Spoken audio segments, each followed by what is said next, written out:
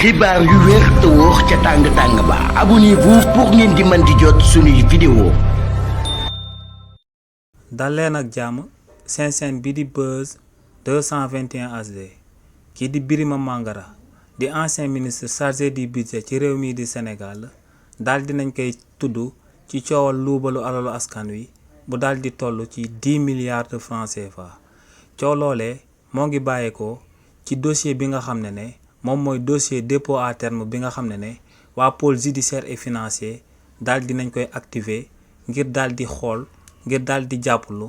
ñi nga xam ne ñoom ñoo fi doon amal falsification de chiffre budgétaire ginnaaw ba fu président Macky Sall nekkee woon. si li ni mel nag ñooñee dañ doon jëfandikoo seen ministère du budget et des finances ngir daal di jël xaalis bi nga xam ne sénégalais yépp ñoom ñoo ko daal di bokk daal di koy dugal ci ay compte bancaire yi nga xam ne da ngay xool fii ba gannaaw suba waaye xaalis boobee ñu daal di dugal ci compte bancaire bi du musa daal di teere ji ci trésor public. li ni mel nag moom moo sabab waa pôle judiciaire et financier daal di activer dossier de dépôt à terme boobee te kii di Birima Mangara moom mooy kuñ ci daal di njëkk a ciblé waaye lu leer ba am moom mooy que ne dossier boobee buñ ko gasee ba ci biir ba ci suuf dina daal di mel ni dossier de blanchissement de capitaux bi nga xam ne moom lañ daal di tudd kookee di Farba Ngom ndax dossier bii di dossier de dépôt à terme bi namm naa daal di daane